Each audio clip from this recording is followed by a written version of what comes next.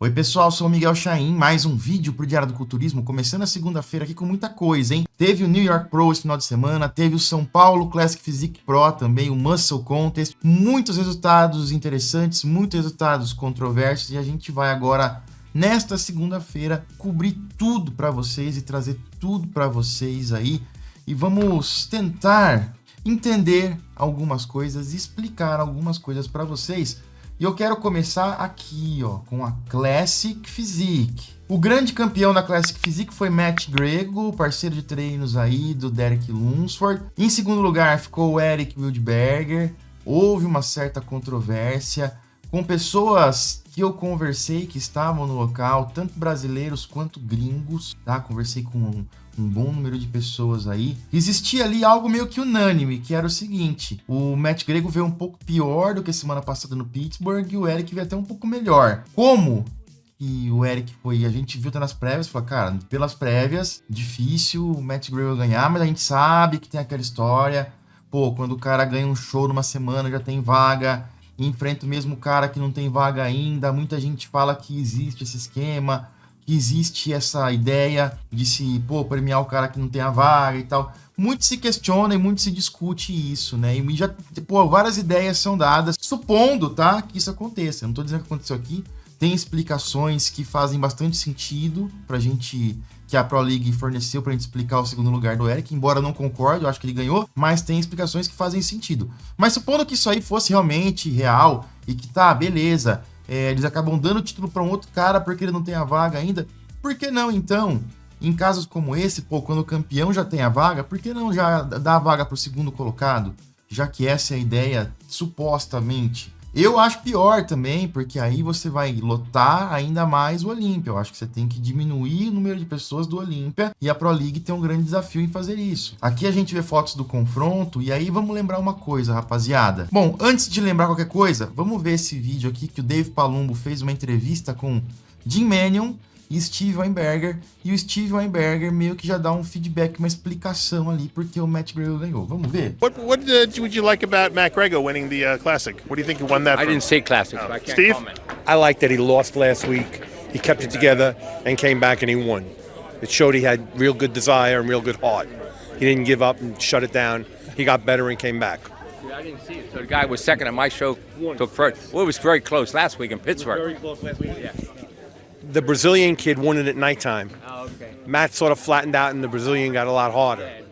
Yes. Vamos lembrar o seguinte, então. O Steve Weinberger, que tá ali escondidinho agora, a gente tá vendo aí o Jim Manion, mas o Steve Weinberger, que é o chefe do Olímpia, ele falou o seguinte, lá em Pittsburgh, lembra que teve aquela história, o Tyler Manion também deu lá o seu feedback, que tecnicamente estava muito próximo e o Matt Grego estava até meio que na frente ali nas prévias, e nas finais foram meio que julgadas, embora não tenham sido pontuadas, e o Eric voltou melhor nas finais, voltou melhor no Confirmation Round e garantiu o seu título. Diz que o Eric voltou muito bem à noite, o Matt Grego perdeu ali um pouquinho, não veio tão cheio, veio mais flat, né? Veio mais murcho. E também tem a história de que o Tyler Manion falou que o Matt Grego perdeu algumas poses, não pelo físico, mas por não posar direito, não conseguir mostrar o físico direito. Então já dava a entender naquele momento que a vitória do Eric Wildberger sobre Matt Grego tinha sido meio que apertada. Porém, a gente viu o Eric Wildberger ali competindo e ao longo da semana posando,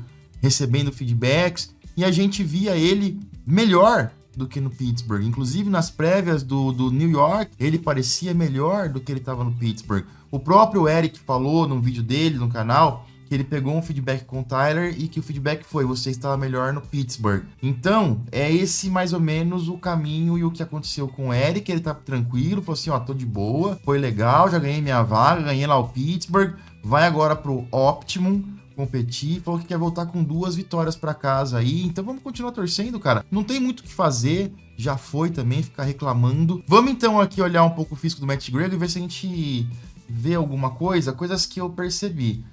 Lembrem que uma das coisas que foi dita foi a seguinte, que o Matt Grego não estava posando bem, não estava conseguindo mostrar seu físico, e por isso ele acabou perdendo poses que ele não perderia caso estivesse posando melhor. E na minha opinião, o Matt Grego conseguiu ajustar algumas poses aqui, tá? O duplo bíceps de frente, ele ganhava do Eric, mesmo não posando tão bem.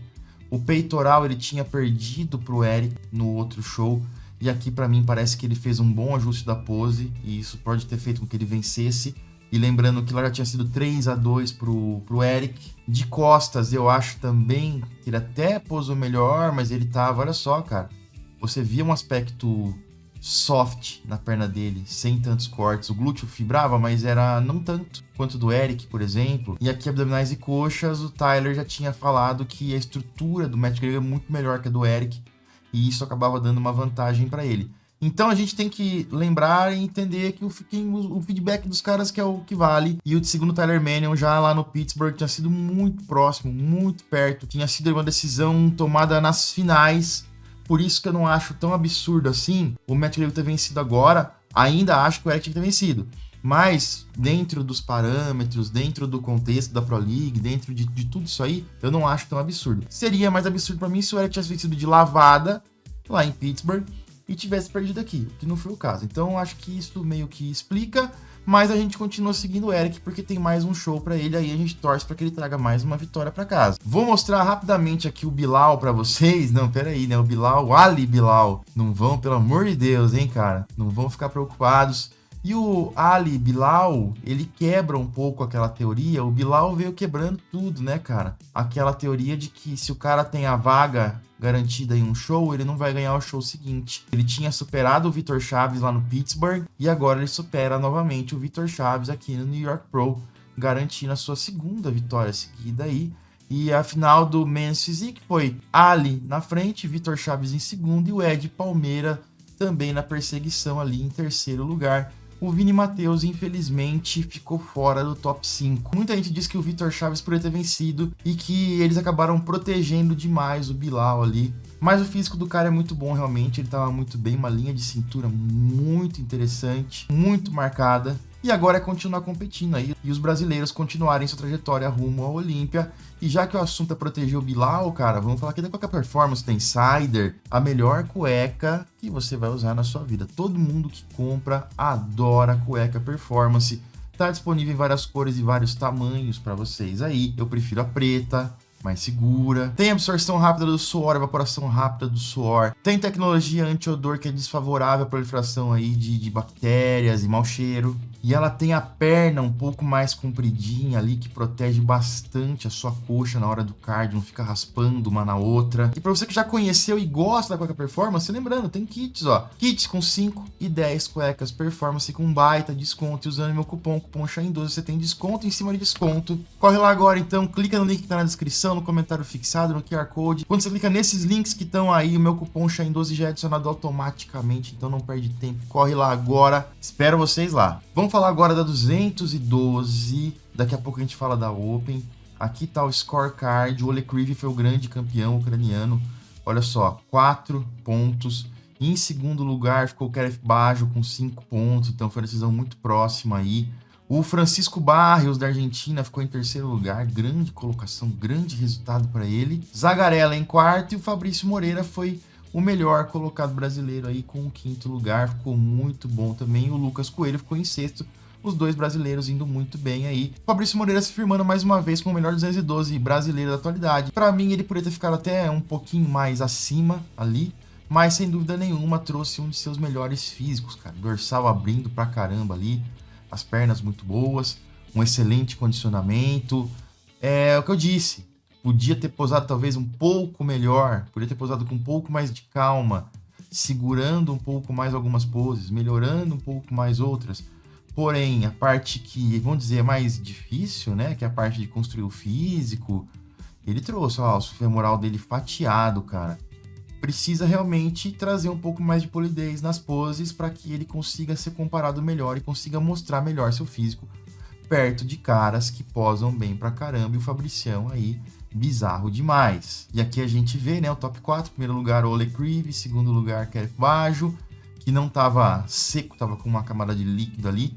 Poderia ter caído aí alguma posição ou duas. Terceiro, Francisco Barrios. E quarto aqui, o Zagarella. Falando agora de Open, Nick Walker vence, Mas foi aquela história, venceu por 1 ponto, né? 1 ponto nas prévias, 1 ponto nas finais. Foi muito justa a decisão, superou aí um Martin Fitzwater excelente. E esse é o grande X da questão, né? O Nick Walker, ele ficou meio bravo, a galera começou a falar, pô, foi só por 1 ponto, só por 1 ponto. E a nossa equipe, o Sérgio especificamente, captou aqui esse story do Nick Walker no final de semana, já não tá mais no ar, e ele falou, pô, Nick, caramba, hein, cara. Mas ele fala aqui meio que aos trancos e barrancos que não importa se você venceu por 1 polegada ou por 1 milha. Ganhar é ganhar. E realmente, ganhar no fim do dia é ganhar. Se você ganha o Olímpia por 1 polegada, ok. Mas quando você ganha um New York Pro por 1 polegada de um cara que é novato e você é um cara que tá brigando por top 3 ou até título do Olímpia, isso não é um bom sinal, não é um bom indicativo para você. O Nick Walker deixou a porta aberta. O Martin Fitzwater, por pouco, não venceu. Se o Nick Walker bobeia um pouquinho, ele tinha sido superado pelo Martin Fitzwater. E aí eu fico pensando, né, cara? O Martin competiu Detroit, foi muito bem, superou o Goodvito por um tiquinho, cara, um tiquinho quase de nada. E agora ele é superado pelo Nick Walker por um tiquinho também quase de nada. E para muita gente que tava lá, disse que o físico do Martin Fitzwater tava melhor no Detroit, o que me leva a pensar, cara, por exemplo, um Goodvito aí, cara, ia fazer um estrago nesse lineup. Um Goodvito aí ia brigar por 3º lugar, talvez por 2º, se tudo fosse certinho. O Rafael Brandão do Arnold, Ohio, também teria feito um strike, porque pensa só, cara, o Tony Burton ficou em 3º lugar e o Rafael Brandão, não no seu melhor, superou o Tony Burton. E aí o Rafael Brandão no seu melhor é muito melhor que o Tony Burton e com certeza, na minha opinião, melhor que o Martin Fitzwater, mais completo nesse ponto. E aí ele brigaria, nossa, claro que é um monte de C, tá? Eu tô aqui viajando pra caramba, C não existe, claro que lógico que não existe. Mas a gente tá aqui pra isso, pra viajar, pra pensar, pra tentar imaginar situações possíveis no futuro. O Rafael Brandão do Arnold Classic Ohio daria um trabalho violento para essa versão do Nick. E não é a melhor versão do Nick. O Nick ali não veio no seu melhor. De repente a pressão, né, a lesão que ele teve e a pressão de voltar e se mostrar bem, esse tipo de coisa acabou pesando um pouco ali no psicológico dele. A gente já viu ele melhor. Para mim, a linha de cintura dele não está melhorando, está indo para o outro lado e ele precisa controlar porque é um negócio que ele depende muito da linha de cintura para conseguir as boas colocações. Ah, mas a linha dele não é boa e ele vem ganhando... Sim, concordo, mas é que, pensando em Olímpia, a linha de cintura dele desse jeito não é bonita, não é das melhores, mas permite ainda, o conjunto geral dele permite que ele ganhe um New York Pro, permite que ele ganhe um Arnold Classic Ohio.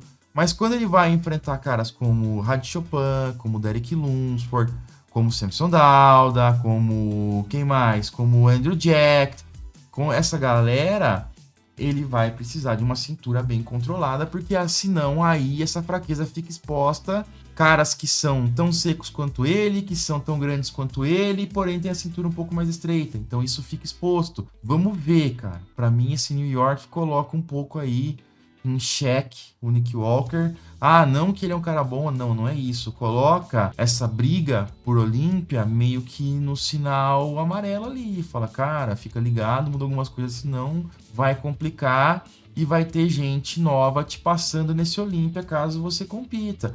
Porque imagina, se o Martin continua evoluindo, ele tem 27 anos. O Nick Walker, a gente não vê tanta mudança. Será que tem alguma falta de comparação dele aqui? Vamos ver. Olha só essa comparação aqui, ó. Nick Walker, Arnold 2023 e Nick Walker, New York 2024. A gente vê que as pernas não mudaram. Ó, isso aqui é Arnold, ano passado isso é New York. As pernas não mudaram. Até dá a impressão dos quadríceps estarem um pouco menores, menos redondos. Pode ter sido o ângulo da foto. A cintura não melhorou, dá até a impressão dela estar um pouco mais estufada. O grande dorsal talvez tenha melhorado um pouco, o braço dele é muito bom. Então, vamos ver aqui, de lado, olha só como realmente, né, a perna do Arnold parece mais arredondada, mais 3D.